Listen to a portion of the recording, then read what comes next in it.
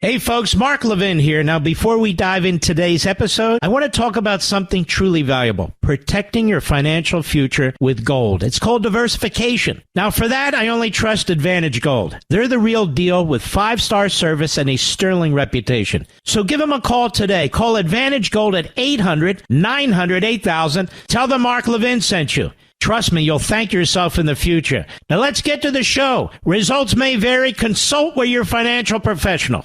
He's here. He's here.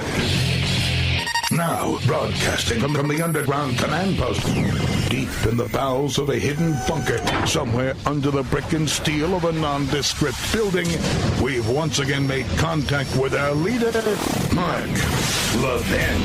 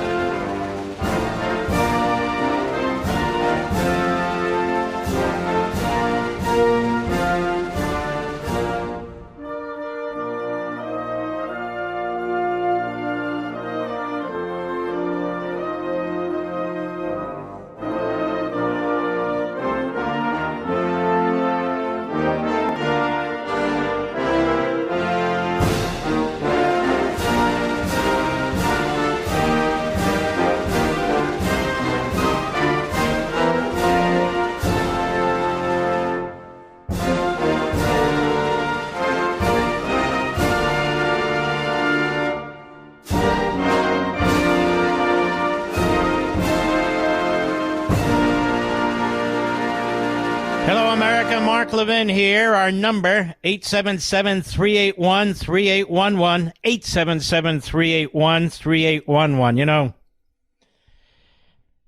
I try to use logic and reason to draw conclusions. Of course, I'm a partisan for liberty, for the Constitution, for our country.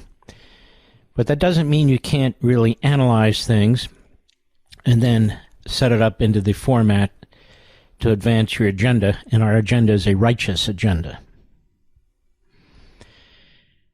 Now, it's very interesting, having watched the debate and then watching the discussions all day long on cable, reading about online and in newspapers where some of the surveys and polls go.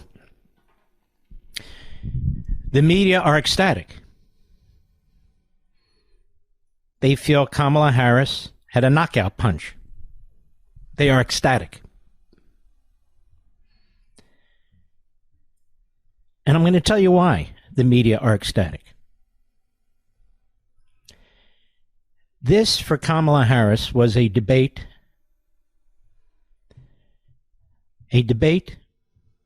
for the media. That's her constituency. That's her partner. This was a debate for the media. She was trained over 5 days.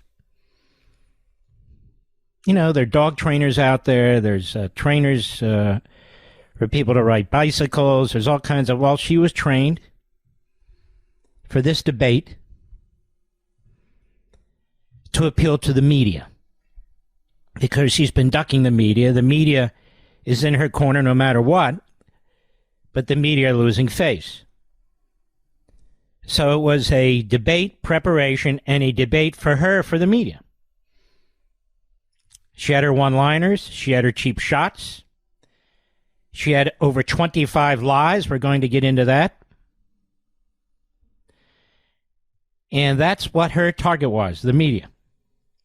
And that's why even the New York Slimes says today, but did she make any headway with people who are still on the fence, with people who still do not understand her positions? And the answer is no, or mostly no.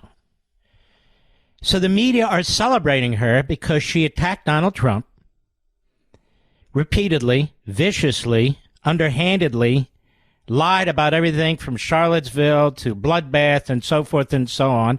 And they got excited because the media unfortunately, in America today, are populated with Democrat Party activists, former Hill staffers, former Obama, Clinton staffers, Biden staffers, people who date them, people who cheat with them, people who are married to them.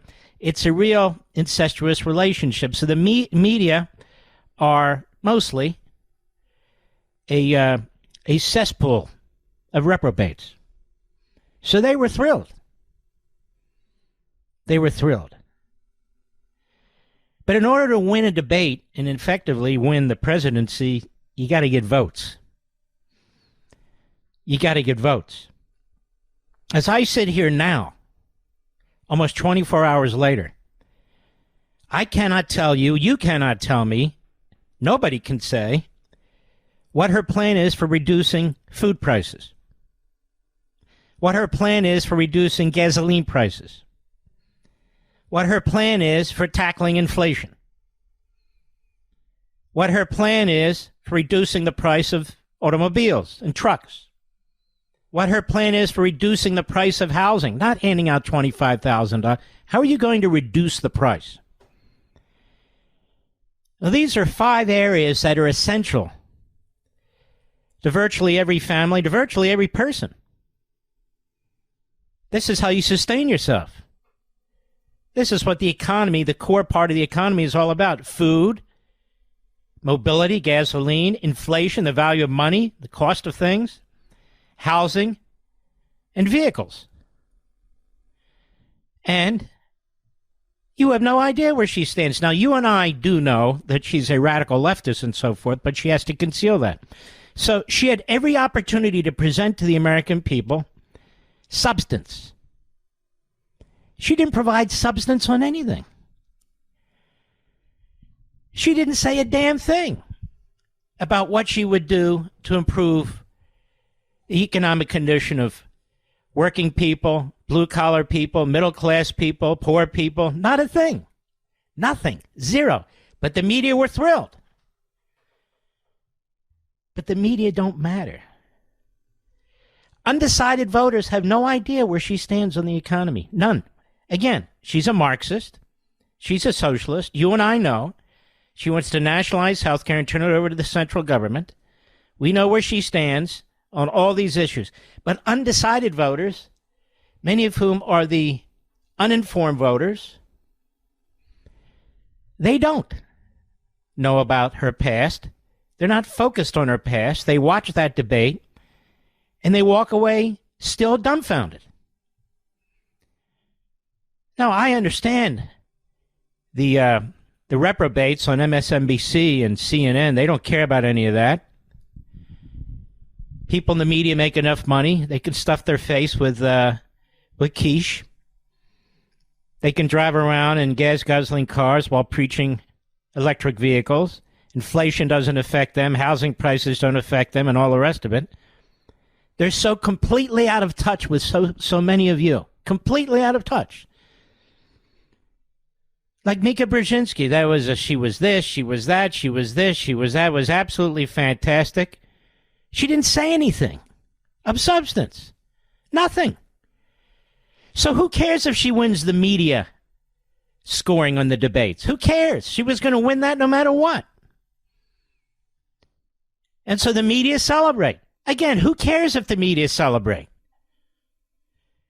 Let's look at immigration. What exactly is her plan to stem the flow of millions, tens of millions of illegal immigrants into this country? Some of whom are terrorists, some of whom are murderers, some of whom are would-be murderers, rapists, you name it. From Venezuela gangs, MS-13, fentanyl killing 100,000 Americans a year. She said nothing. She would sign a bipartisan bill.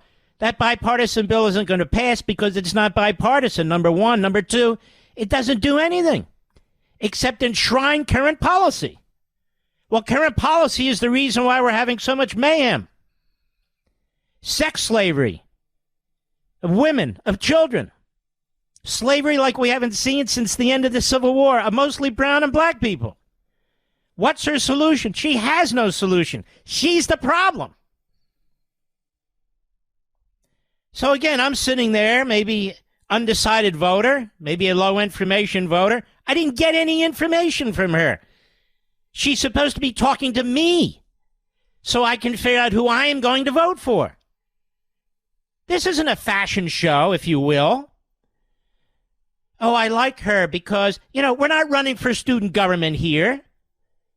Who is socially liked by the media or socially liked, and who cares? And the third big issue, at least to many people, crime. What is she going to do about crime? She didn't say a thing. Nothing. What is she going to do about crime? Nothing. She's not going to do anything. She does believe in defunding the cops. She did fund a group that provided money for criminals, the most violent criminals imaginable in 2020, to get early release. So what is she going to do about it? We don't know.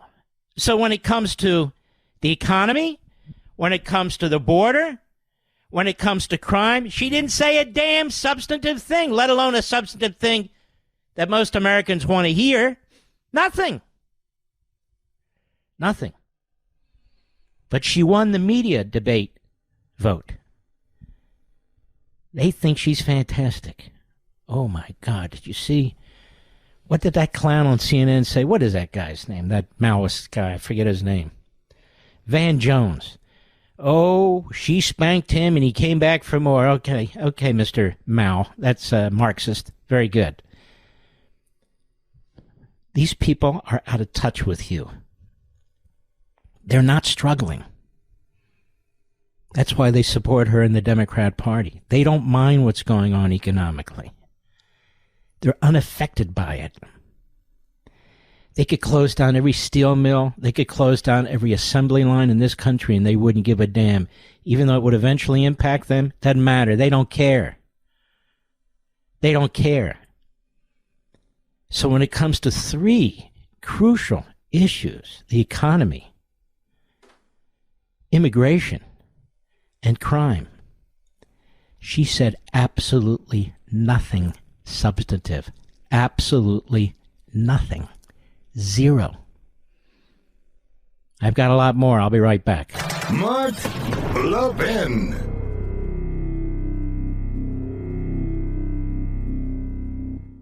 The cracks in our economy are widening by the day. We've got a labor market that's cooling faster than expected. Unemployment jumped to the highest since the end of 2021. The market could be in free fall any day as investors panic over a potential recession. Now, some bank stocks are getting hammered as fears of a downturn grow. Even the Fed is talking about rate cuts to prop things up. In uncertain times like these, you need a solid plan for your wealth. That's where gold comes in. It's been the ultimate safe haven for as long as we've used money. And when it comes to gold, I trust Advantage Gold. They're a top-rated American gold company and can help you protect your hard-earned money.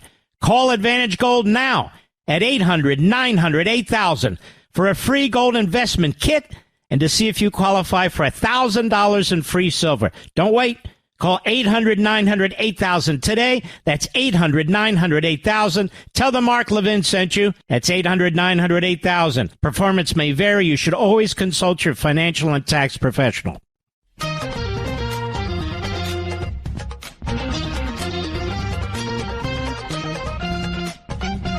What was with her weird facial tics, too?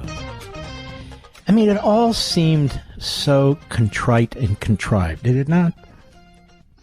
Smiling, putting her hand up to her chin, opening her eyes widely. You know, she's not her own person. She's not her own person. Just very weird. Now, I'm going to tell you something I picked up that not a single person I've heard or anybody who's written has mentioned. Lindsay, what's her name? Davis? The female so-called moderator. These are two propagandists. This David Muir, man, you feel like you want to really, condescending buffoon. Same with this Lindsay Davis. She asked a question about the casualties in Gaza, and she used the 40,000 number without mentioning Hamas. Because ABC News, like the rest of the media, are pro-Hamas. If you're going to use Hamas's data, you're pro-Hamas. It's that simple. If you're going to keep trashing the commander-in-chief of the Israelis, Netanyahu, you're pro-Hamas. And by the way, before this debate, there wasn't a single national network cable program that pointed out that there was a loud and fairly large pro-Hamas protest going on outside the National Constitution Center. And I can guarantee you our founders are rolling over in their graves. Pro-Hamas. They were carrying Hamas flags, Palestinian Liberation Organization flags. These are terrorists. Terrorists. And they were loud, and they were outside, and there was no coverage of it. None. The Philadelphia Inquirer did an article. It's a radical left-wing rag, is the Inquirer. I know. I grew up there. And they pointed out there were protests. They didn't mention that these people were flying Hamas and PLO flags. And I posted the videos, just to prove it to you, on my social sites. If you want to check them out, MarkLevinShow.com. It's Mark Levin Show at Twitter and elsewhere. The other thing is this. Let me pull it up here, because I want to discuss this abortion issue. These two hosts, and you've heard it all day long, were grotesque. They were demagogues. They were propagandists. I wrote a whole book on this, on freedom of the press. And they viewed their job not to elicit information that would be useful to the American people, particularly undecided individuals, but to drive home the case for an individual candidate. And so they know they cannot provide a platform for Harris on substantive matters, because if she's truthful, everyone will see she's a Marxist Islamist. So they're going to go ahead and let her skip, which they did. They never followed up with her. The questions. Why are you still asking about January 6th? Huh? January 6th? It's amazing. We know why. It's a setup. And then to go to Kamala Harris and ask, and what do you think about it? You know, it's just so pathetic. But anyway, I don't think that mattered with anybody. But again, the media, they all live in a bubble. They have their bubble in Washington, their bubble in New York, and their bubble in L.A. But these two people humiliated themselves. And, you know, I talked about this way back when Romney was debating Obama. Mr. Producer, you can vouch for this. And, of course, we have audio, but I'm not going to bore you with it. Why do Republicans participate in debates where the media are the moderators, where they're the referees? Remember I talked about this at length, Mr. Producer? Long time ago, and I've talked about the Lincoln-Douglas debates. How come they didn't need a quote-unquote journalist as a moderator? Why do Republicans do this? And President Trump shouldn't do it either. They're saying to President Trump, another debate. I wouldn't do another debate. Why would you do another debate? It's such a waste of time. Why? So the moderators do the same thing? Everybody knows where Donald Trump stands. Everybody knows. He makes no secret of it. He was one of the most successful presidents in my lifetime, one of the most conservative presidents in my lifetime. That's the truth. And the country did very, very well by Donald Trump, as did our allies overseas, as did most Americans. So he doesn't need to debate in order to reveal himself, his personality, his positions, and so forth. What, so Kamala Harris can go back on there and do another, third grade student government act? No, I think you should forget about the debates and go on with the campaign. This is Mark Levin with an urgent message. We are living in grave and dark economic times that are going to get worse. We just saw an abysmal jobs report while unemployment shot up to the highest level since the end of 2021. Meanwhile, the stock market looks like a gamble. Many banks are getting crushed as recession fears mount. The S&P Banks Index fell 2.4% in a single day. That's a lot. Regional banks fell nearly 3%. That's even more. These are bad signs. Even the Fed is talking about rate cuts. You need to protect your wealth. That's where diversification and gold comes in. It's been a bedrock of wealth preservation for centuries. And the best company I know of is Advantage Gold. Their experts can help you protect your savings from economic chaos. Call now, 800-900-8000 for a free gold investment kit and see if you qualify for $1,000 in free silver. That's 800-900-8000. Don't wait. Call now. Tell them Mark Levin sent you. Performance may vary. You should always consult your financial and tax professional. Mark Levin, the research arm of conservative media. Call in now, 877-381-3811. On the anniversary of 9/11, we always give it the attention it deserves, and we will do that next hour. The proper attention. Now, this Charlottesville thing, since we were the first ones to correct it, they bring up Charlottesville and notice that neither two Nimrods, the bumps on logs who sat there as phony moderators, corrected Kamala Harris about anything, including that.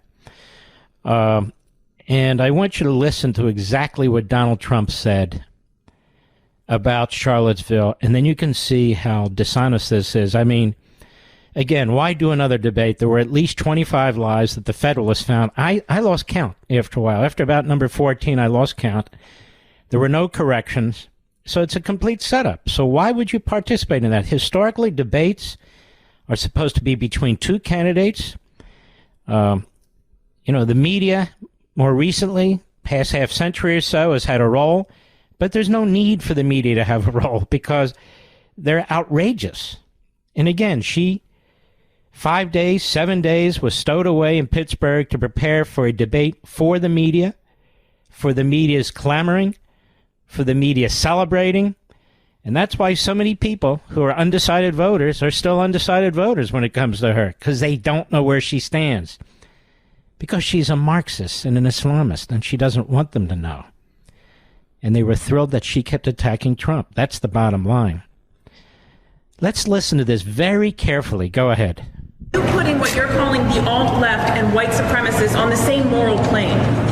I'm not putting anybody on a moral plane. What I'm saying is this. You had a group on one side and you had a group on the other, and they came at each other with clubs, and it was vicious, and it was horrible, and it was a horrible thing to watch. But there is another side. There was a group on this side, you can call them the left, you've just called them the left, that came violently attacking the other group. So you can say what you want, but that's the way it is.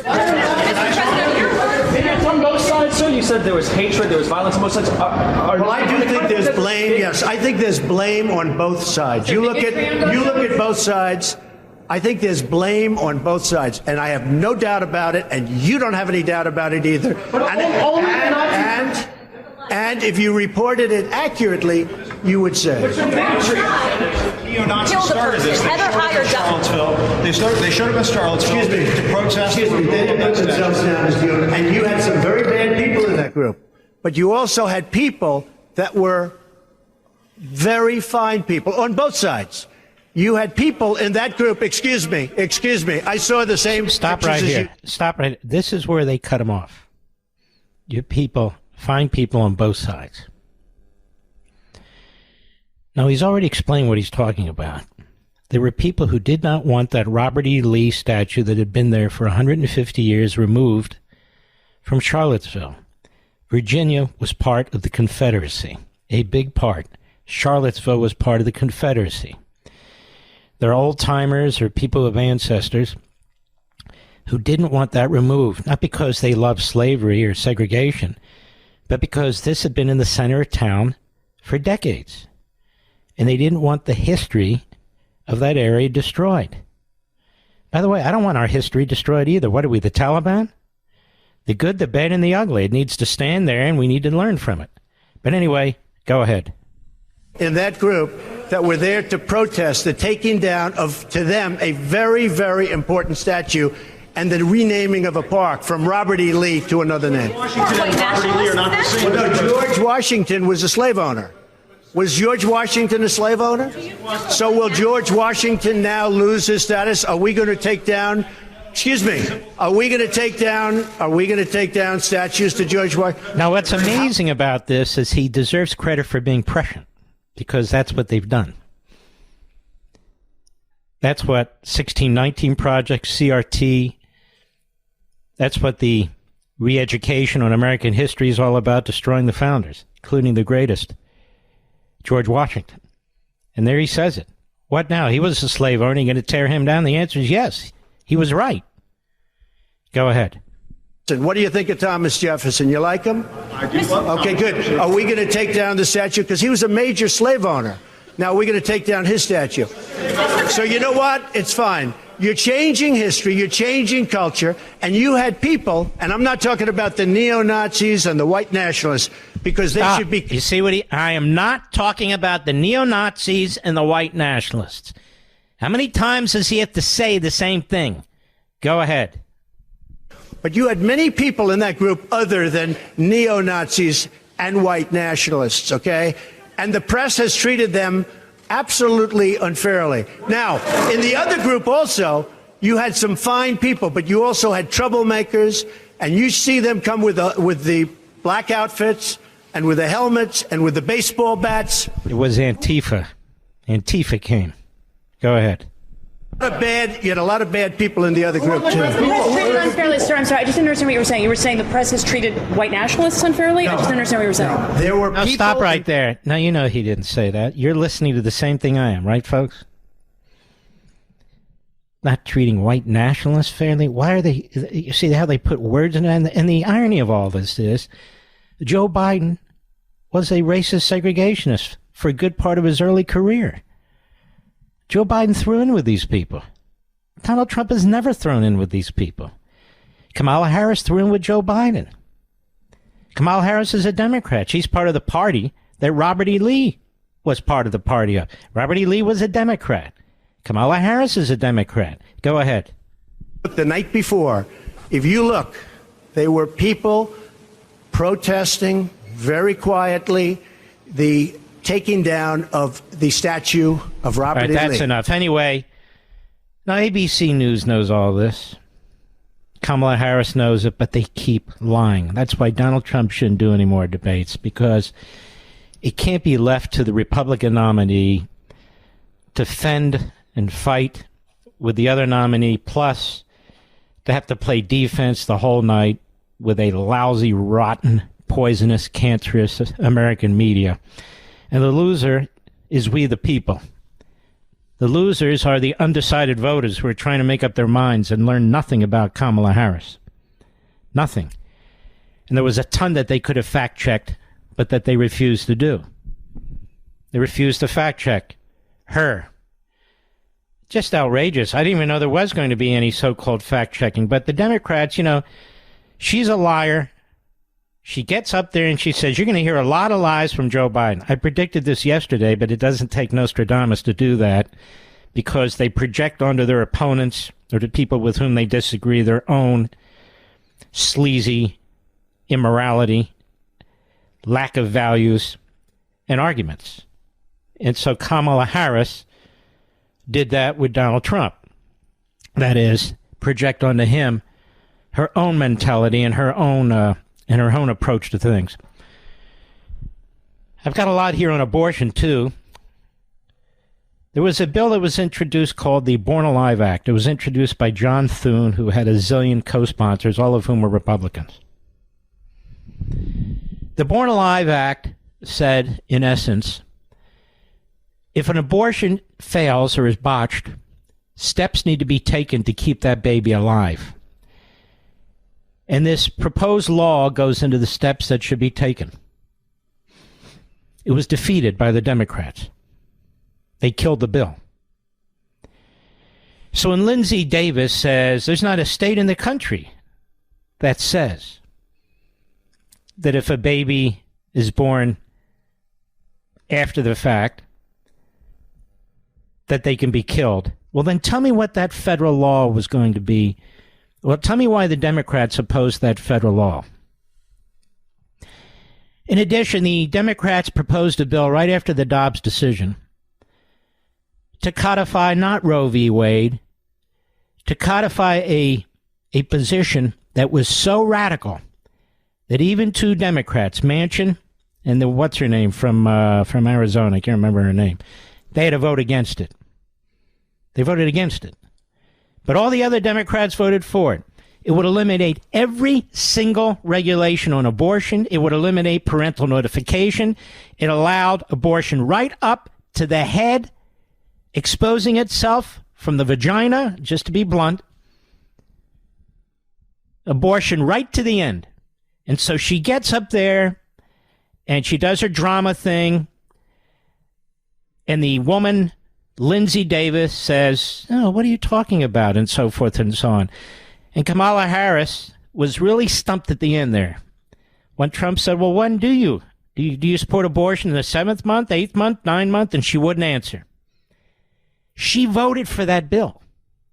She also voted against the Born Alive bill. So she voted that if there's a circumstances an abortion is botched and a baby is born, she voted against a federal bill introduced by John Thune that would have protected that baby. She voted for a bill that would have prevented all kinds of state regulations, including parental notification and partial birth abortion. She voted for partial birth abortion, and she voted against parental notification. She's an extremist. Donald Trump makes the point, not to complicate it much further. He says over and over again, you can agree or disagree, but what he says is, I will not sign and do not support a federal ban on abortion because the Supreme Court has ruled that it's up to the states. And I favor 3 exceptions like Ronald Reagan: the life of the mother, rape, and incest. But they keep insisting that his position is much more radical, that he's going to send monitors out. Ladies and gentlemen, he was president for 4 years. Mr. Producer, did he send monitors out? Ladies and gentlemen, did he send out monitors to monitor abortions? No, he has a record. He was president for 4 years. And he said over and over again what his position is. But they're so desperate for that vote. That vote mostly comes, not exclusively, of course, but mostly comes from single women without children. More specifically, unmarried women without children. That is their greatest core vote. And so they're going to continue to lie about this no matter what. And of course, the bottom line is, and the ABC News should know this, there's been more abortions since Dobbs than before Dobbs.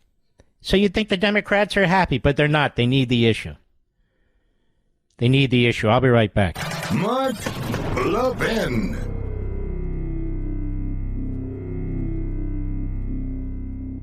The cracks in our economy are widening by the day. We've got a labor market that's cooling faster than expected. Unemployment jumped to the highest since the end of 2021. The market could be in free fall any day as investors panic over a potential recession. Now, some bank stocks are getting hammered as fears of a downturn grow. Even the Fed is talking about rate cuts to prop things up. In uncertain times like these, you need a solid plan for your wealth. That's where gold comes in. It's been the ultimate safe haven for as long as we've used money. And when it comes to gold, I trust Advantage Gold. They're a top-rated American gold company and can help you protect your hard-earned money.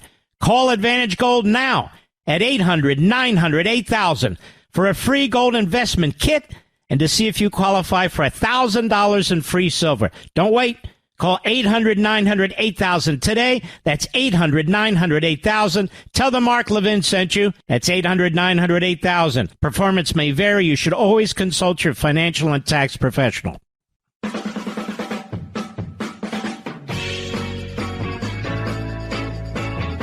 Folks, just an announcement here. I'm going to try and get in 2 hours tonight to 8 p.m. Rich Valdez was a great broadcaster. We'll pick up at 8. I'm just trying to add a little more each night, so bear with me. Doing the best I can here. All right. I don't think I'll have time to finish this, but I do want to get to this. All of these lies, the Federalists did a fantastic job of pulling a lot of this together, in specific, Sean Fleetwood. And let's see. Let's start. Middle-class kid. Harris claimed that she grew up with a middle-class kid. It's not true. In fact, Harris's father was a professor at Stanford University, while her mother was a biomedical scientist at the University of California, Berkeley. She was no middle-class kid. Trump's tax cuts. She falsely insinuated that the 2017 tax cut approved by Trump disproportionately benefited billionaires and corporations. Not true. Data produced by the IRS has shown that on average all income brackets benefited substantially from this tax reform, not the top 1%. 3. Trump's sales tax. Harris claimed Trump will implement a sales tax. He's not pledged to do any such thing. January 6. Harris contended the January 6 riot at the Capitol was the worst attack on our democracy since the Civil War. Contrary to her claim, the January 6 events did not put American self-government in jeopardy, nor did it expose Americans to risks like those experienced during World War I, the Japanese attacks on Pearl Harbor, World War II, to name a few. Nor did the Puerto Rican attack on the House of Representatives where they shot 2 members. I mean, this is ridiculous. Project 2025. This is such a joke.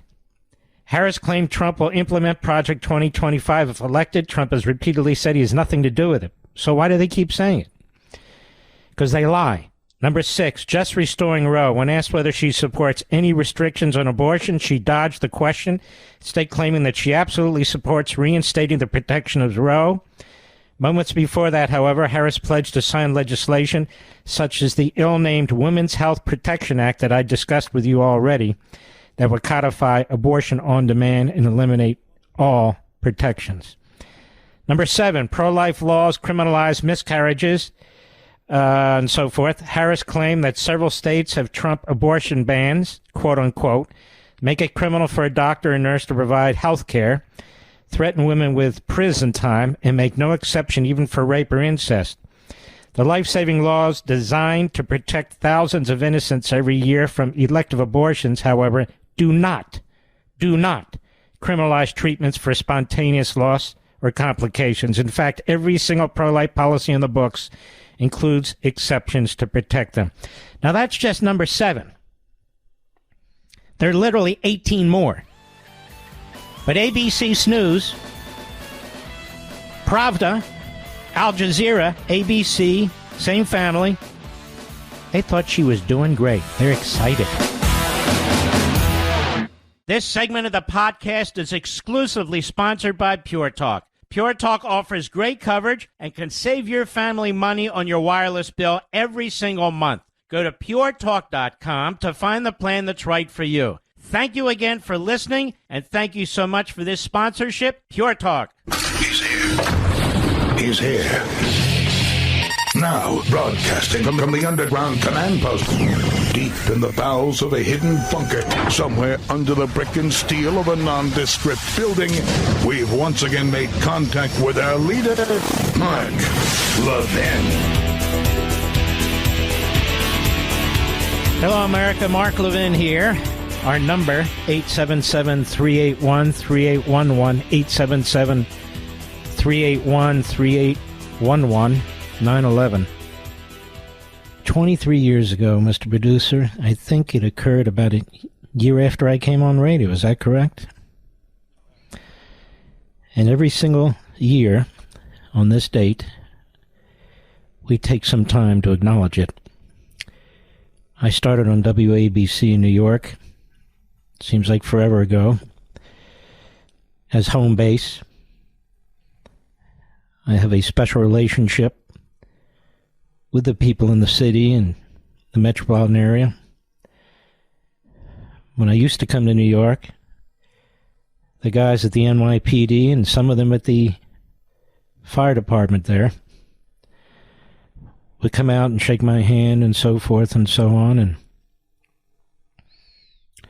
I feel a kinship with so many people there. It's where I got my start. WABC's gone through a lot of changes. In fact, the network I work for has gone through a lot of changes. But what has never changed is me and you, my audience. I am very, very concerned that what happened on 9/11 is going to happen again, obviously in a different way. You cannot allow 21 million illegal aliens in the country who are not vetted. Tens of thousands coming from enemy states. Hundreds and hundreds of thousands, if not millions, coming from the Middle East. with countries and terrorists and terrorist states that wish us harm, and nothing happened. Why wouldn't they come here, as we've talked about many times before? So I worry about New York City. I worry about all the major cities in this country. I worry about our infrastructure. I worry about our electrical system, our water system. And this is why when you watch a debate last night and Kamala Harris is trying to come off as cool Kamala, it's so disgusting to me. It's such an unserious, shallow, really pathetic candidate for President of the United States who was handed a nomination. And now the media are doing everything they can to put the red carpet out for her. She's not what we need now. We need Trump. We need a strong president. A man who has served before, a man who has stared down the enemy before, and successfully. A man who's built up our military. It's going to have to be built up again. A man who knows how to secure the border, whether ABC, NBC, CBS, and the rest of them like it or not. People are going to have to be deported, particularly these gangs, these members, they got to go. And he'll be a far more experienced Donald Trump as a president. He'll know then, certainly he knows now, personnel is policy. And he'll know what to expect from the Marxist Islamists in Congress and in the media. And he'll have 4 years to do what needs to be done. This is a crucially, crucially important time in our history where we get to decide whether we live free or whether we live as a captive nation. We should not ignore what happened on 9/11. We should make sure that the people who perished in horrendous ways by these subhuman barbarians didn't perish for no reason at all. We have our lesson. We know what we need to do, and we need to do it. And in honor of these fantastic people, these heroes who should never have died, should not have died horrible deaths, and their families, in honor of all of them, John Wayne.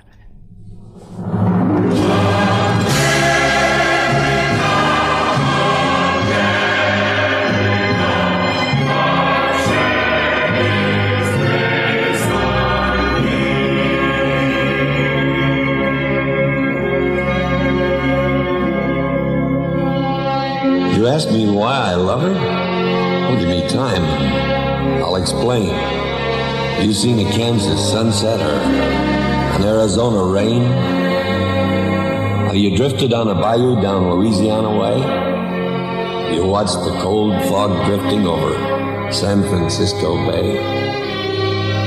Have you heard a Bob White calling in the Carolina pines? Or heard the bellow of a diesel at the Appalachia mines? Does the call of the Niagara thrill you when you hear her waters roar? You look with awe and wonder at her Massachusetts shore where men who braved a hard new world first stepped on Plymouth's rock. Do you think of them when you stroll along a New York City dock? Have you seen a snowflake drifting in the Rockies way up high? Have you seen the sun come blazing down from the bright Nevada sky? You hail to the Columbia as you races to the sea, or how you're headed, Gettysburg, our struggle to be free? Have you seen the mighty Tetons? You watched an eagle soar? Have you seen the Mississippi roll along Missouri's shore? Have you felt a chill at Michigan when on a winter's day her waters rage along the shore in thunderous display? Does the word aloha make you warm? Do you stare in disbelief when you see the surf come roaring in at Waimea Reef? From Alaska's cold to the Everglades, from the Rio Grande to Maine, my heart cries out, my pulse runs fast, the might of her domain. You ask me why I love her? I've a million reasons why. My beautiful America, beneath God's wide, wide sky.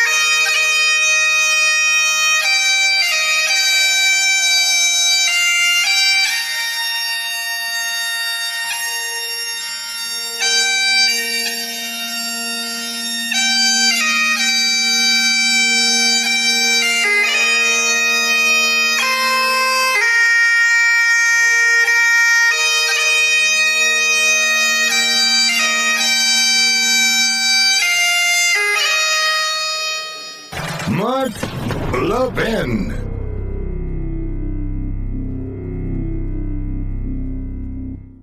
I'm going to let you in on a little wireless trick that can cut your cell phone bill in half every single month. Other major carriers want you to believe you need unlimited data so they can overcharge you. Here's the fact. Most of you are buying way more data than you'll ever need and you'll ever use. Pure Talk, my cell phone company, only charges you for data you actually want. Listen to this. For $25 a month, you can get unlimited talk, text, and 5 gigs of data plus mobile hotspot. Do you know what you can do with 5 gigs of data? You can browse the internet for 135 hours, stream 1,000 songs, or watch 10 hours of video. Folks, stop overpaying for wireless. Get 5G coverage with Pure Talk. Go to puretalk.com/Levin. That's puretalk.com/Levin. Switching is painless. It's easy. There's no contract, no activation fee. You can even keep your phone and your number. Again, that's puretalk.com/Levin, puretalk.com/Levin, and you'll save an additional 50% off your first month on top of all the other savings when you sign up with Pure Talk.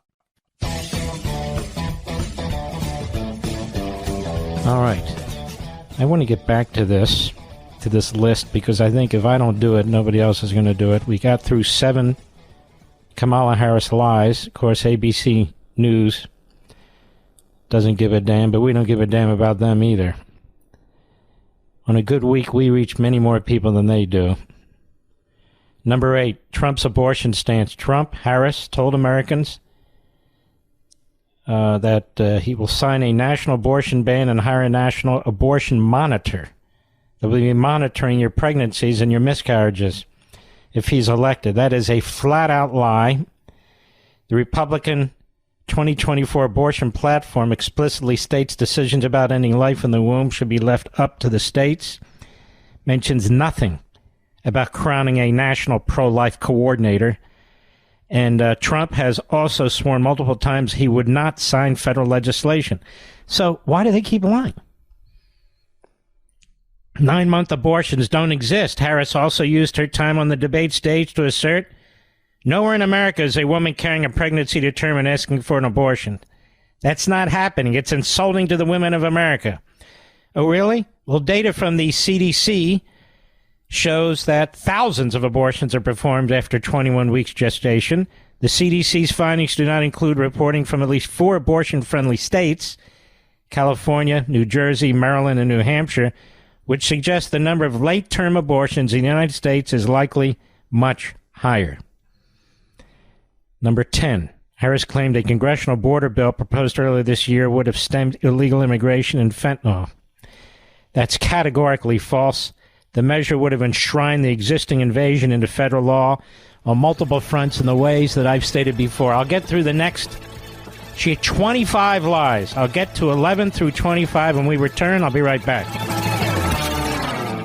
I'm going to let you in on a little wireless trick that can cut your cell phone bill in half every single month. Other major carriers want you to believe you need unlimited data so they can overcharge you. Here's the fact. Most of you are buying way more data than you'll ever need and you'll ever use. Pure Talk, my cell phone company, only charges you for data you actually want. Listen to this. For $25 a month, you can get unlimited talk, text, and 5 gigs of data plus mobile hotspot. Do you know what you can do with 5 gigs of data? You can browse the internet for 135 hours, stream 1,000 songs, or watch 10 hours of video. Folks, stop overpaying for wireless. Get 5G coverage with Pure Talk. Go to puretalk.com/Levin. That's puretalk.com/Levin. Switching is painless. It's easy. There's no contract, no activation fee. You can even keep your phone and your number. Again, that's puretalk.com/Levin, puretalk.com/Levin, and you'll save an additional 50% off your first month on top of all the other savings when you sign up with Pure Talk.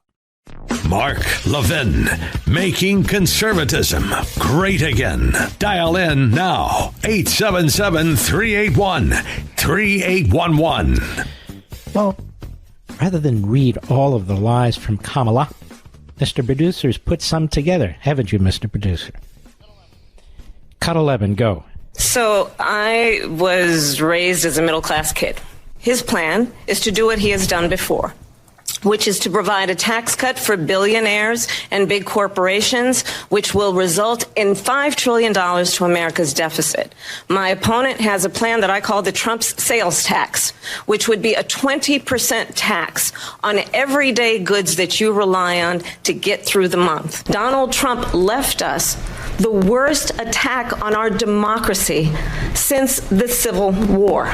Dangerous plan called Project 2025 that the former president intends on implementing if he were elected again. I absolutely support reinstating the protections of Roe v. Wade. Tim Walz and I are both gun owners. We're not taking anybody's guns away, so stop with the continuous lying about this stuff. Let's remember Charlottesville, where there was a mob of people carrying tiki torches, spewing anti-Semitic hate.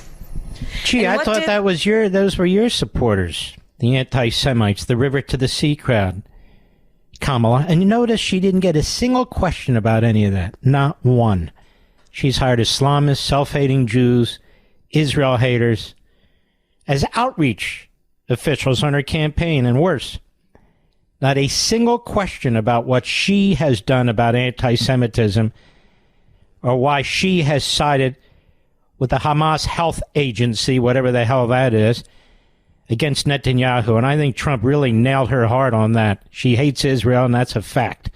But notice how ABC stayed as far away from that as they could. Go ahead. At the time, say there were fine people on each side. Donald Trump, the candidate, has said in this election there will be a bloodbath. If this and the outcome he was talking about the auto industry. Do you see what I mean? For anybody out there who is undecided, you should be decided now. She's a pathological liar. She is camouflaging her true self. She's left of Bernie Sanders. Bernie Sanders is a Stalinist. He spent time at a kibbutz in Israel that wasn't just a Marxist kibbutz. It was a Stalinist kibbutz. She's to the left of him. What the hell is to the left of him? And that's why she keeps saying the things that she's saying. Go ahead. Election is not to his liking.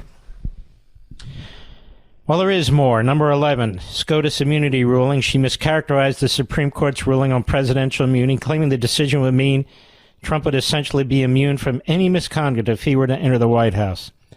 Now, it's misleading at best. While a majority of the justices determined the U.S. president possesses absolute immunity for actions within his conclusive and preclusive constitutional authority, at least presumptive immunity for official acts, they separately noted that there's no immunity for unofficial acts.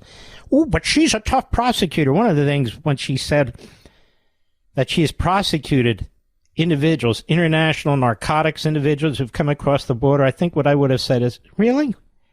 So, but you haven't done that in the last 3.5 years, right? She claims she made herself very clear about fracking in 2020. Very clear in 2020, quote, "I will not ban fracking," she said. But her position was clearly against fracking Pennsylvania, and she ran for her party's 2020 presidential nomination. She said, "There's no question I'm in favor of banning fracking." Now, look, you see what the Biden administration is doing to fracking and all kinds of drilling and pipeline building and refining and all the rest.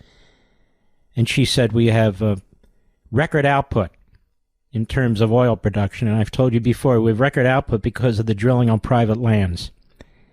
The drilling on public lands, except that which is already there, has almost come to a stop, a dead end. So it's coming from private lands. 13 Minnesota rioters bail fund. She seemingly denied that she undertook efforts to bail out left-wing rioters, violent rioters following the 2020 death of George Floyd. She lied. As Jordan Boyd of the Federalist noted previously, accused rapists, repeat offenders, and rioters alike benefited from, in June 2020, when Harris encouraged her social media followers to donate to a bail fund and dedicated to those arrested for their months-long $2 billion siege of cities like Minneapolis. That's why she didn't want to talk about crime. Trump's role in the January 6 matter. Harris claimed Trump incited the January 6, 2021 riot. That's false. We know it's all false. Trump specifically told protesters to peacefully and patriotically make their voices heard. By the way, When that pathetic question was raised during this debate, do you notice how this guy, David Meir, didn't mention peacefully and patriotically, Mr. Producer? And Trump called him out on it. This is how slimeball these people are. If they had listened to Trump, they would have had 10,000 National Guardsmen there, wouldn't they? January 6 deaths. Number 15, she claimed that some police officers died as a result of the demonstrations. That is false.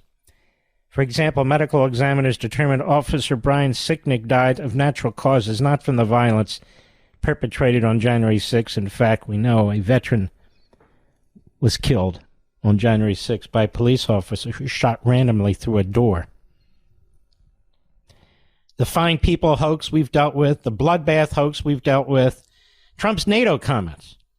Number 18, Harris distorted the former president's remarks by claiming, this can sound a little overwhelming. I'm doing this so you get a full feel for just how bad this was. By the media, so-called, and by Harris. Harris distorted the former president's remark by claiming he told Russia it could do whatever the hell it wants regarding Ukraine. She took the former president out of context. Trump's remarks came during a South Carolina rally, during which he recounted a story from when he was president speaking with a NATO member. Trump reportedly indicated that he would withhold U.S. support if the member didn't pay its minimum defense spending obligations. You didn't pay, you're delinquent, Trump recalled telling the unidentified official. No, I would not protect you. He is a negotiator, so he didn't announce that Putin can do whatever the hell he wants, and yet it was Putin who invaded Ukraine on Biden's watch. The whole world's burning on Biden and Harris's watch. 19, autocrats' preference for president. She claimed that the world's autocratic leaders are pulling for Trump. Well, there's no definitive way for Harris to know for sure. A Russian autocratic leader and mass murderer, Vladimir Putin, has endorsed her. And I can guarantee you Iran supports her, China supports her, Hamas supports her, all the loathsome, barbarous monsters support her. They run these different countries. Combat zones. This is really unbelievable. Number 20, Harris claimed that there is not one member of the United States military who's in active duty in a combat zone in any war zone around the world for the first time this century. I was just thinking about the Middle East, Mr. Perdue. 30% of our Navy's there. What the hell is she talking about? That isn't true. As noted by former U.S. Representative Peter Major of Michigan, the United States has troops in Syria, Iraq, who are routinely attacked by Iran-backed military. 3 soldiers were killed in Jordan earlier this year. She wouldn't know about that. She blamed Trump for Biden's botched Afghanistan withdrawal. Number 21. Gun confiscation. She claims she doesn't support it. That's false. She has openly expressed support for it. Trump's foreign policy record. She claimed Donald Trump is weak and wrong on national security and foreign policy. False. Under Trump, the U.S. southern border was secure. America facilitated multiple peace arrangements between Israel and Arab states. Under the Biden-Harris administration, Russia invaded Ukraine. Iran-backed Hamas launched a terrorist attack on Israel. China has ramped up its threats towards Taiwan, the Philippines, and Japan. Again, interesting, isn't it? That David Muir and Lindsay Davis didn't say a word. They sat there like two kumquats. Defunding the police. Harris shook her head and claimed that's not true when confronted by Trump over her past support for defunding the police. Harris previously expressed support for reimaging policing and redirecting resources from police toward what the outlet described as other areas of government such as schools and small businesses. She just lies and lies and lies. In the media, the reprobates, miscreants, malcontents, dressed up as journalists, think she did great. She was unbelievable. Just unbelievable. IVF, in an attempt to link Democrats' abortion goals with vitro fertilization, Harris claimed that under Trump's abortion bans, couples who pray and dream of having a family are being denied IVF treatments. But Trump has openly touted IVF and even promised that he would make taxpayers fund it. Now, that's over at the Federalist, if you want to go check it out. But isn't it incredible? absolute stinking liar. I'll be right back. Mark Levin.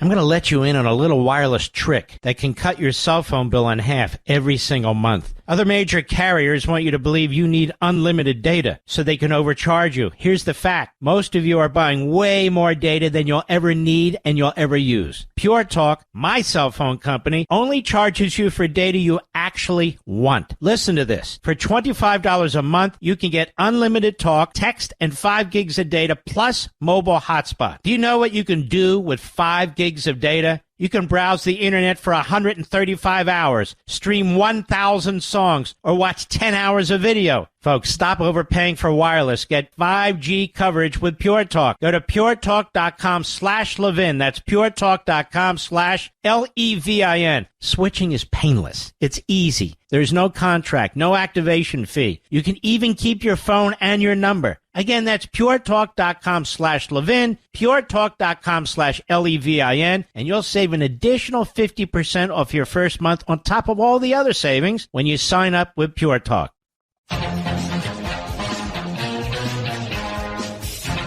The best part of the debate was the end of the debate when Donald Trump made his closing statement, which went something like this. Cut 12, go. So she just started by saying she's going to do this, she's going to do that, she's going to do all these wonderful things. Why hasn't she done it? She's been there for 3.5 years. They've had 3.5 years to fix the border. They've had 3.5 years to create jobs and all the things we talked about. Why hasn't she done it? She should leave right now, go down to that beautiful White House, go to the Capitol, get everyone together and do the things you want to do, but you haven't done it and you won't do it because you believe in things that the American people don't believe in. You believe in things like we're not going to frack. We're not going to take fossil fuel. We're not going to do things that are going to make this country strong, whether you like it or not. Germany tried that, and within 1 year, they were back to building normal energy plants. We're not ready for it. We can't sacrifice our country for the sake of bad vision. But I just ask one simple question. Why didn't she do it? We're a failing nation. We're a nation that's in serious decline. We're being laughed at all over the world. All over the world, they're laughed. I know the leaders very well. They're coming to see me. They call me. We're laughed at all over the world. They don't understand what happened to us as a nation.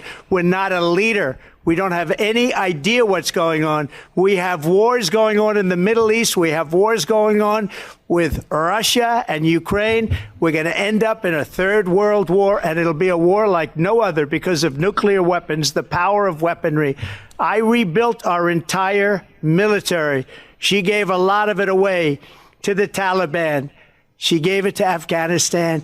What these people have done to our country, and maybe toughest of all, is allowing millions of people to come into our country. Many of them are criminals, and they're destroying our country. The worst president, the worst vice president in the history of our country. And by the way, that was so fantastic. She never said during 90 minutes of debate that she would secure that border. I mean, she makes oblique references and so I'll sign this bill. She never said, I'm going to put a stop to this. How could she? She did it. And that's what people need to understand, the undecided voters. She did it. Mr. Producer, how much time do we have left? I want to remind you folks that I will be handing off the program to Rich Valdez, who's a great broadcaster, in about 2 or 3 minutes as I struggle with this, and I hope to keep building it up so that we can get the full 3 hours very, very shortly, and we will. The surgery for this is next Tuesday, and I'm told that once that's done and there's a rehabilitation period, but I'm going to try every day other than the day of surgery, obviously, to be on the air because what's going on in this country is too important not to be. It's also my plan. We're going to make an attempt to do a show this week on Fox. If I can do the one show, we'll see if we can do 2, but I can only do so much.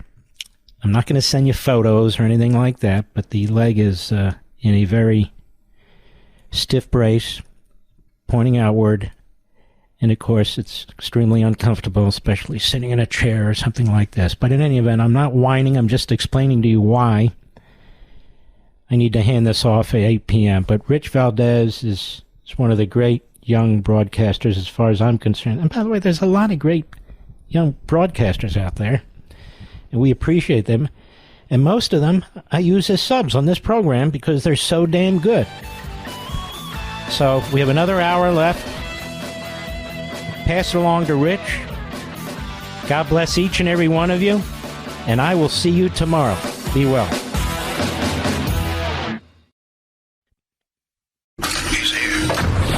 He's here. Now, broadcasting from the underground command post, deep in the bowels of a hidden bunker, somewhere under the brick and steel of a nondescript building, we've once again made contact with our leader, Mark Levin. What's up, America? I am Rich Valdes, Valdez with an S, at Rich Valdes on all of the social media. You might know me as Mr. Call Screener right here from the Mark Levin Show.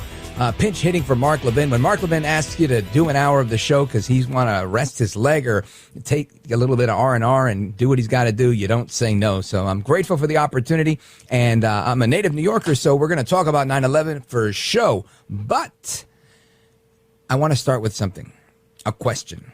I want to ask you how you identify, right? Because today everybody's talking about how they identify. You identify as this, you identify as that. I want to know, do you identify as an American? Do you identify as a citizen, as a patriot, or do you identify as a revolutionary, as a radical that's intent on rebuilding the America that only Karl Marx and Mao Zedong would be proud of, right? An America where you've got Kamala Harris, who I like to call in Spanish, que mala eres, which means how bad you are and how bad she is indeed. An America where there's que mala eres, Bernie Sanders, AOC, all out crazy, and so many of those, Ilhan Omar, right? As far as the eye could see. Imagine America like that. You know, Mao Zedong, he had this campaign during the Cultural Revolution in China that was focused on removing something called the Four Olds. And they were old customs, old culture, old habits, and old ideas. These four olds, as they were called, were declared enemies of progress. Imagine that. And this came to mind because I was, scrolling through the internet and I heard something about that. And then just a little while ago, as I was tuned into the Mark Levin Show, I heard him say something about, and they try to hit, and again, that's my Levin impression, right? about Trump with the Charlottesville comment, right? And I was thinking to myself, and he said, they want to erase history. We don't want to erase history, right? And when Mark said that, I said, you know what, you're right. And you know who's infamous for that? Que mala eres, right? Because listen, those four olds that were declared enemies of progress, meaning they want to move forward by becoming what she likes to call unburdened by what has been, a.k.a. history. Sounds familiar, doesn't it? So que mala eres is infamous for trying to recreate or redo this history. And it's that history that allows us to identify as how we identify. I'll elaborate. Right? If you're unburdened by what has been, you're erasing history. So I'll ask again, what do you identify as? And I'm going to share this story with you to kind of paint the picture a little bit. One time I was at a big box home improvement center with my brother. And whenever I'm with my brother, typically I'm arguing, right? That's what we do. So we needed something, and there was an employee, a young man. I went up to him and I was like, hey, do you know where whatever is? And my brother and I were arguing a point, and sometimes just as a tiebreaker, I'll find any random stranger and ask them the question that we're debating to see what they say and go, see, told you. And I asked this kid a question. And the question we were talking about was, who's your daddy? Right? Basically, and in the sense of who takes care of who. So I asked this young man, I said, hey, listen, let me ask you a question. Whose responsibility is it to take care of you? And he puts this puzzled look on his face, kind of grabbing his chin whiskers and, scratching his head a little bit. And he looks at me and he says, I don't know, the government? And I said, I thought that was odd, being that this guy's working. And I said, well, even though you have a job, you shrugged and you guessed the government. if you're working and paying your own bills, why would you think it's the government's job? And he said, well, because I don't make enough to pay for my entire life. And I said, well, how could you make enough to pay for your entire life? He said, well, I guess I could go to college. But he didn't see that as something that was an option for him. Maybe because of generational poverty or whatever, his background was. Maybe his parents didn't tell him he could succeed. I don't know. But it made me think. And I realized, wow, we've got a problem here. How do we as Americans identify? And I guess a better way of putting it is, who's your daddy? So if I'm asking this kid, who's your daddy? He's telling me the government is, even though he's working for a living. And this is a problem when you have a government or the state that hands out entitlements. Do we now worship at the altar of big government? Who is your daddy? Or do we have a father, maybe a father here on earth, a heavenly father even, that provides us with health and strength and motivation and free will? Those are the things, right, that we need so that we can participate in the free market and experience success.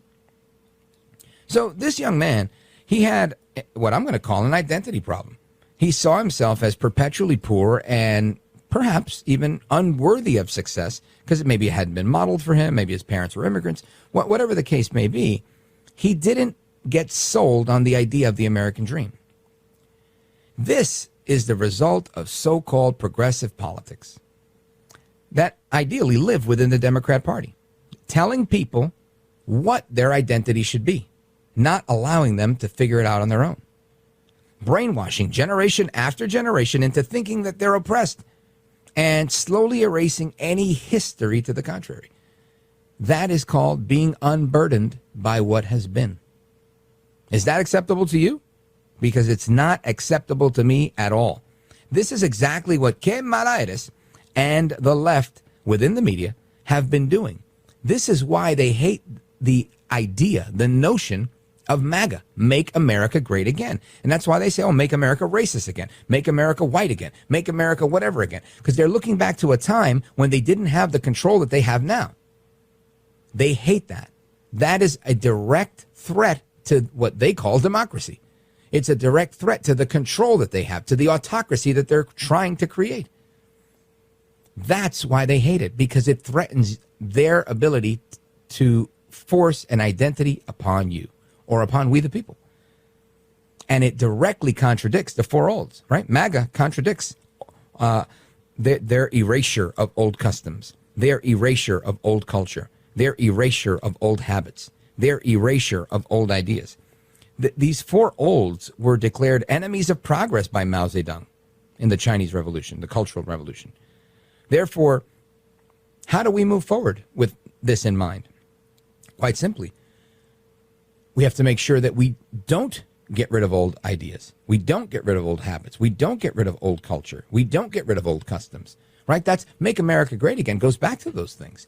Now, as a native New Yorker, I can tell you that when I was a kid, you'd get in trouble, yelled at, corrected by somebody somewhere if you let a flag, an American flag, hit the floor. People revered the flag. You honor the flag. You have respect for the flag. You honored and revered your elders. Most people I know, irrespective of what neighborhood you lived in, that's how it was. Right? You could be in the poor neighborhood or the better off neighborhood. Right? I grew up in Midwood, but we were right outside of Flatbush, and one of my older brothers lived in Flatbush. I went there often. It was, right there. He lived on K and 36th. I live on Avenue M and Ocean Avenue. And it didn't matter where you went. You went to Marine Park. Didn't matter. Everybody knew that you don't mouth off to your elders, because these were the common values we had at the time. But somehow today, that stuff has gone awry. Now you're thinking, come on, Valdez, where are you going with all this? Well, very simply, they hate you. They hate me. They hate conservatism. They hate the founding documents. They hate the fabric and founding of our country, because this is what it stands for, right? It stands for God, family, country, liberty. How can you stand for those things and adhere to the crazy that they're perpetrating, right? Or perpetuating, I should say. You can't. This is why they hate us. This is why they hate Trump. This is why they tried to kill Trump.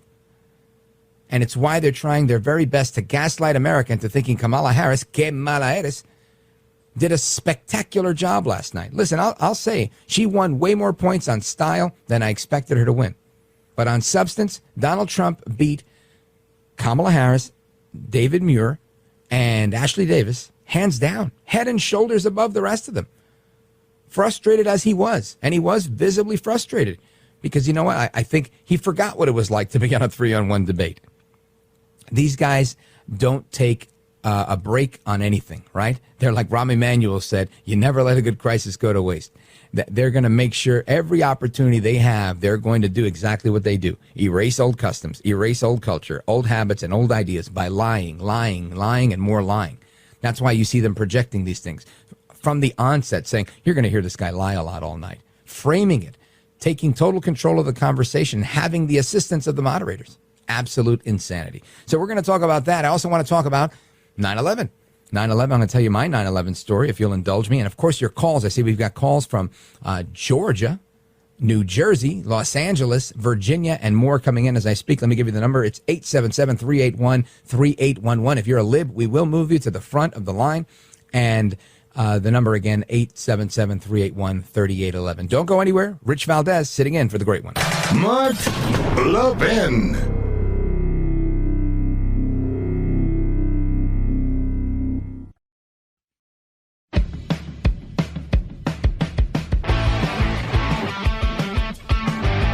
All right, amigos, welcome back. I'm going to get to your calls momentarily. And I did want to play a clip of audio for you. I got President Trump last night with some reporters after the debate and saying the reason Kamala wants a second debate is because she lost. Listen to this. Why won't you commit to a second debate with Kamala Harris if you believe? A second debate because she lost tonight very badly. So they immediately called for a second debate because they lost. So we'll, think about that. But she immediately called for a second. Look, we're looking at polls. We're looking at polls. The worst poll that we've had was 71 that I see, 71% to like 24 or 25%. So look. I agree with Trump here, right? And I agree with Mark Levin, who just made the same assessment that, he doesn't think it's worth it because the media is all stacked against him. And listen, I agree with that. But I will say this. What Trump is saying here is spot on, right? Spot on. If you walked into this yesterday, New York Times Siena poll, he's up. Marist, right? Marist poll, he's up. Why, if you're up and you go 1 on 3, with the fake fact-checking, the interruptions, and the constant attacks, redirections, never answering a policy question, nothing but dodging, and more dodging. She dodged so much, fake Tapper called her out on CNN. Imagine that, saying that she dodged a question. She dodged immigration question, and she dodged the economy question. So that being said, if I'm Trump, probably wouldn't want to do it either. But I'm not Trump. I'm Rich Valdez, Valdez with an S, at Rich Valdez on all the social media. And I want to see this again. I want desperately to see this again. I really want to see El Trompito, Donaldus Magnus, the 45th president of these United States. I want to see him go head to head, toe to toe, belly to belly, if you will, with Kamala Harris, the vice president of the United States. Because, they're having all these comments about her earrings. They had comments on everything. I say, do it again. Do it again. Because you know what? I don't think there's a scenario where she can really outsmart Trump. She can try to bait him. And I think she got under his skin a little bit. And maybe if it wasn't her, it was the combination of the three of them, right? Being, as my mother would say in Spanish, medio pesado. Just, really being very annoying, very just, But, and that would get anybody out of sorts. But the reality is, I want to see it, right? Trump has every right to say he doesn't want to do any more debates because guess what? He's up. If you're up, you don't need to do debates. She's the one that needs to introduce herself. But for the mere reason that Kamala Harris is a figment of the imagination. What we know about her isn't enough to get her elected, in my opinion. So then we need to hear more from her. And if the media is not going to do their job to hold her accountable, I guess somehow we have to. We the people, we, the people in the Trump campaign, it would be nice. I think it would be very nice, at least for me. I would love to do another debate night, right? It's just my own selfish, guilty pleasure, I guess. But I don't know. I want to hear your thoughts on this. We're going to get to the phones in a moment. But before I do, one more clip. She's one of my favorites. She's like a squad member in training. Her name is Congresswoman Jasmine Crockett. She's a Democrat from Texas. She was on MSNBC today, and she says that Trump looked unhinged last night. Listen to this. Donald Trump looked unhinged, as we know he is, as he stood up there and made up lies, and then he went off on these crazy fantasies, pretending as if even if there had been one person that had done that, why would you attribute an entire group of immigrants to potentially going out and stealing everybody's dogs and cats and eating them? Like, that's just insane. And the fact that this makes sense to him to bring up in a presidential debate is beyond me. But I don't know how you can watch this debate and be undecided. All right, that's enough for you, Jasmine Crockett. I'm going to tell you exactly why Trump did this, because Trump is, on his worst day of the week, way smarter than all the rest of these fools. Trump knows that when he says this, it instantly becomes meme city. Meme city, the left is going to meme him like crazy. Did you see Trump deranged, unhinged? El tipo es loco, right? The guy is crazy, and they're going to have memes all over, little video clips everywhere. It's going to spread like wildfire. They're eating dogs. They're eating dogs. The Haitian immigrants are eating dogs, and that's it. Everybody's going to go buck wild with this, and right now, then you're going to have David Muir. Of course, we reached out to the city manager, and the city manager says that, of course, this is not something they can confirm. Yes, of course. Now, what happens here is we've seen the videos, right? The videos are out there. They've been on local news. I heard the 911 call. The guy calls. He's like, hi, is this 911, the 9 emergency line? She's like, yes, it is. He's like, hi, I want to report that they're eating, they killed ducks. And then the next one, it's like police body camera, somebody videoing the police. I saw it today. And I got the audio. I'm going to be playing it on my show tonight, which is at 10 o'clock at night, by the way. If you want to tune in, check that out. But the cop, he asked the witness, and he's like, what happened? They're like, she was sitting in the driveway eating a cat. He asks her, ma'am, what are you doing with this cat? She says nothing. He said, were you eating that cat? She looks away. They caught a woman eating a cat in a driveway. Now, I'm no expert on what Haitian immigrants look like. This was an African-American woman that looked disheveled and looked a little bit dazed and confused. But we do know that there was just a civil war in Haiti, right? They were having some crazy war. We do know voodoo is a big thing over there. Animal sacrifice, big thing over there. And there was reports on their news of cannibalism. So is this far-fetched? No. Does Trump just say things willy-nilly out of thin air? They would like you to think so. I know he's a marketing genius. I know after this gets memed and memed and memed, he comes back and then boom. He'll put out the best meme ever with the cop and the cat and this and that. And it's amazing. And I already seen some of them out there. So kudos to Trump for doing that. He's brilliant. He's brilliant. This is how he gets them. He laid out a trap for them, and they fell right into it. Anyway, I want to get to your calls. We got time for one before they kick me out with the really cool music. Let's see. And then we'll come back and we'll do more. All right, we've got Georgia, New Jersey, Los Angeles, Little Rock, Arkansas. Let me see. Who's talking about the debate here? Let's go. All right, let's do it. Let's go to Moses, New Jersey. Actually, no Moses. Funny story about Moses. Moses, he moonlights as a bartender. He's a firefighter. And he was showing me a video on his phone of this. He's like, I got this great source. And it was at the exact moment that Trump got shot. Isn't that crazy? By happenstance, we saw that together. Moses, you got like 40 seconds. Go for it, brother. All right, Rich, what's happening, brother? Always an honor, my friend. So yes, sir. This is the problem that I have, because Trump did as good as he can do 3-on-1, right? But now my issue is that this problem, no matter who the Republican candidate is going to be, is going to exist forever. So the question is, how do we beat this machine? I say that we should be ambushing the media every single time we go onto their show. I think you're right. And I think that's exactly what Trump was doing when he was talking about the dog, right? And the ducks and the cats and all of this, because he knew the truth is going to set him free. Moses, thanks for the call, brother. I appreciate you. We've got to get inside the machine to bring down the machine. Step by step, we drain the swamp. Rich Valdes in for the great one. Mark Levin, America's mentor of conservatism. Call now at 877-381-3811. We just had a plane crash into Alpha 4 of the World Trade Center, transmit a second alarm, and start relocating companies into the area.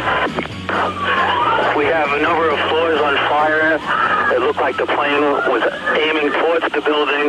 You have a second plane into the other tower up to the Trade Center, major fire. You guys have jumpers, baby, jumpers. One of the buildings is partially collapsed, and the whole entire area tank.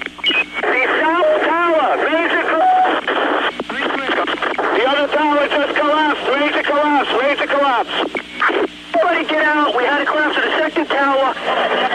Everybody's running from there. This is negative on anything, okay? Right now, we're all alone. The second building came down. I can't see. So we have no contact with anybody at this time, okay?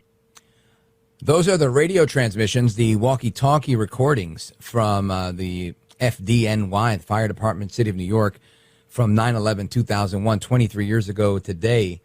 And I would be remiss if we didn't take a moment to acknowledge the heroic men and women that lost their lives, and those that even didn't lose their lives, right? There was a lot of people that were very heroic that day that are still around today, and many that have since died of cancer and other 9/11 related illnesses. My brother, John Valdes, he's at the time, NYPD detective sergeant. He's since retired, and he's with he's a Fed now. And shout out to all the guys at the FBI and Queens and JFK Airport, by the way. And I got to say, this was a big moment. And if you'll indulge me, I'm going to tell you a little story. And I don't know why or how this all happened, but my first daughter was born in July of 2001. And at the time, I worked in Manhattan, in Midtown, and I had a client down at World Trade. And I was going to World Trade that day. So it was 8 o'clock in the morning, and I think I was watching Channel 11. So if you're a New Yorker, that's WPIX. And, getting ready, I'm fixing my tie, looking in the mirror. And my then wife, I'm since divorced, she's like, hey, you better hurry up. You're going to be late. And I was like, nah, I got this. And I don't know why. I was really, really lollygagging. I was just like, you know what? Taking my time. And she's like, you better hurry up. You're going to hit traffic. You heard on the news, some little plane just clipped one of the World Trade Center buildings. And, so I go to look at it, and I see it, and I'm like, oh, look at that. And, the initial report was that it was a Cessna, that a small biplane had hit the World Trade Center. Now, interestingly enough, my wife and I had an anniversary not that long before that, in June.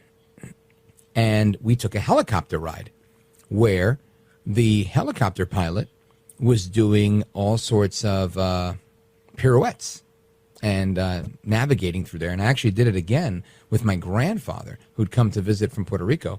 And he, wanted, he didn't go up on the tour, but there was tours that they did. And these guys, some of them were very adventurous and liked to fly in between the Twin Towers and bring the helicopter sideways. So in my head, I'm thinking, maybe somebody on some chartered flight thought they were being slick, trying to do some maneuvers, pirouettes and whatnot, and, clipped part of the building or hit their wing or whatever. And I'm thinking, what an idiot, right? But you keep watching. And, I'm listening in the background while I'm fixing my tie and making sure my jacket's ready. And, I'm about to leave. And I hear another plane hit. And I said, oh, no. And right away, when I wake up in the morning, I take my tinfoil hat off. So right away, I'm like, oh, my gosh, it's the Iraqis. It's Afghanistan. It's Iran. They're attacking us. And my then wife, she looks at me. She's like, why do you have to be so extreme? She's like, it's another plane. Maybe there's an issue. Then the story changes now. The story is no longer it's a small plane. It's a Cessna. Now it's a commercial, jumbo jet that hits it. And it's a gaping hole, and oh my gosh, this is a big deal. And I told her, this is terrorism. This has got to be terrorism. Things like this don't happen. And she's like, I think you're jumping to conclusions, but if you're going to go, you better go now. I was like, I don't know if I want to go now. I want to watch this. So I'm watching this thing, and I don't know what or how the whole thing went down. All I can tell you is that I truly didn't want to go. And I don't know where the feeling came from or why. It wasn't like, don't go, you're going to die. It wasn't anything like that. It was just like, you got to stay here. It wasn't a scary feeling. It was a peaceful, calm feeling that I needed to stay with my family, my very young family. And I didn't know how to verbalize that, so I just kept wasting time, procrastinating and watching these news reports. And before you know it, They're like, this is happening. The EMS is arriving on the scene. People are running. The building starts crumbling. There's pieces and chunks of the building falling off. And I'm like, this is fake. And I remember saying, I can't believe this. Now, at the time, I lived in North Bergen, New Jersey. And I looked out my window because from my window, I could see the Twin Towers. And I'm literally 4 miles from Midtown, from like Times Square. So you could see the skyline from my bedroom. I opened the window. I had the Venetian blinds closed. I pulled them up.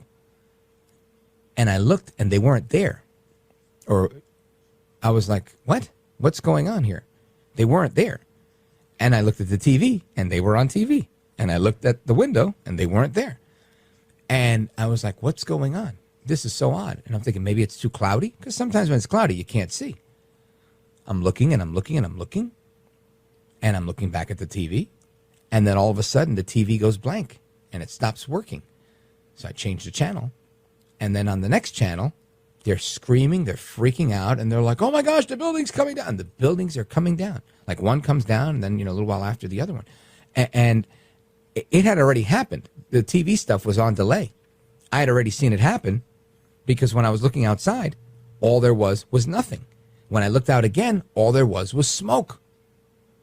So I had literally, between looking at the TV and looking at the window, missed these things coming down. It was so surreal. It was an incredible moment. I immediately looked over at my kid, making sure she was okay. I tell my then wife, I'm like, hey, look at this. And she's like, oh, wow. I think her exact phrase was, holy S word. And I was like, man, this is crazy. And I didn't know what to do. I said a quick prayer because I was like, man, I think we're under attack here. And it was just uncanny to me how, I don't know how or why, but I knew I had to stay home. And I still never figured out my purpose in staying home other than being with my family or, maybe not going to the World Trade Center. And I likely would have been around there at that time and maybe I would have gotten hurt. I don't know. I really don't know.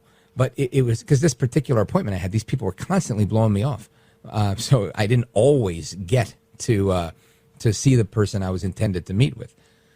But people that were walking by on the street were getting killed by the chunks of building falling down. So it was really just remarkable. And one of those things that I can only chalk up to an act of God, right? Just God doing what God does. So that's my 9/11 story. And I know so many of you have amazing 9/11 stories. And if you could keep it to like a minute or less, we'll do some on the phone, plus your debate analysis as well. I'm going to get to your calls and more straight ahead because I'm looking forward to that. And let me see. Mr. Producer, how much time is left in our segment, if you don't mind? Oh, perfect. So I have times I could do some calls now. And I'm looking forward to it. And plus tonight, I'm going to be talking about this on my show. I do an interview show on the radio, so it's very different than doing this show. This show gives me a chance to, do all the talking I want to do. I have to share the microphone on my show. But somebody you might know, an old colleague of mine and Mark's, because we all started out at WABC Radio, New York City, is Curtis Sliwa, who was on the air when this stuff happened. And I'm going to have him at 10 o'clock as my guest. He's going to give us the play-by-play of what it was like as this was going down when the TV stations went down because many TV antennas were atop the World Trade Center. And the only signal that lasted for a little bit was the radio signal. Anyway, I want to get to your calls. Let's go to, Cindy. Cindy's calling from Nashville, Tennessee. Go right ahead. Hi. Yes, I actually have a 9/11 story, too. I worked for American Airlines at the time and we realized that a flight that was in trouble, that they sent us information that we were, tell the public. I worked in the Admirals Club, actually, at the time. And immediately one of our employees pulled up the flight list, and we saw Muhammad Atta, all the names of the people that were, and it was, I knew it immediately, too, when I saw that first one hit, just because of the gaping hole, that you could see where the victims were throughout that week as they told the stories of the victims. We knew where they were sitting and who they were sitting by, and it was a very surreal time. But anyway, my really talk about the debate. It was, and it gives me cold chills now to think about it and how horrible it was. We all lost our jobs as a result of it where I worked, so it had a ripple effect that was, just unbelievable. But anyway, with the debate, I just wish President Trump, I love President Trump. I think he's brilliant, but he's used to speaking in front of people that already follow the things he follows and understands them. And I feel like somebody needs to sit him down and train him like they did Kamala. And they know they're going to ask us questions like about January 6th. He should have an answer like, why didn't we see the videotapes of January 6th? Well, Cindy, just to add a little context here, I think that Trump is more experienced in this stuff than we might be giving him credit for. There isn't another human being right now on the planet that's done more of these presidential debates than him. Right? He's done them all. And he's the only one that I know that debated all these 15 people and won that primary with 15 or 16 other Republicans. And, going back to 2016. So he's been doing it for quite a long time. I'm going to agree with you in that his level of frustration last night was more than usual. Right? I think it was also a 3-on-1 when he debated Joe Biden back in 2019 and or even might have been 2020 by then. But either way, when he debated Biden, and Chris Wallace from Fox News kept jumping in, he made light of it, right? He showed that cynical humor that I think so many of us appreciate, where he was like, "Oh, it looks like I'm debating you and you and you," and that made me laugh. And I think it really frames the situation. I think last night he was really at his wit's end, really frustrated. I would say on behalf of the American people. And the process, at least when he ran against Biden, Biden said, look, I'm going to run against these Democrats, then cut that deal. They got rid of Kamala Harris. They got rid of Bernie Sanders, made whatever deal they had to make that deal. But the nominee was Biden, and the guy he debated was Biden. Here, he's like, all right, I already did one debate. I crushed that guy. And now I got to do this again because they're playing this bait and switch game. So I understand his frustration. And I don't think it's a lack of coaching or even his own ability. I think he has the ability. I think just he'd had enough. He'd had enough, and it was a lot. The fact checking and throwing in. So I don't excuse it. I'm not making an excuse. I think I'm just giving my observation of what happened. I think he's very, very effective at communicating what happened on January 6th, and he did it very well when excuse me. When David Muir said blah, blah, blah, blah, blah, and he said, you left out peacefully and patriotically, right? So he threw it in there. It's just, I think it was like, when you're growing up and, sometimes your parents like, hey, don't do that, or make sure you do this. And then there's times where like, do it again and you're getting smacked, right? At least that's how it was when I was growing up and, flying chancleta, flying slipper through the air. So I think that's kind of the mood that he was in last night. And, I give him credit. I think he still walked away with a victory, but it is a point worth noting, Cindy. Thank you. Okay. All right. Thank you, Cindy. And let me see. Do we have time for one more? It's going to be tight. All right. So I'm going to take the break here. Mr. Producer's telling me there's only seconds to go before we have to take the break. I'll take the break here. We're coming right back. Rich Valdes with an S in for the great one. Mark Levin.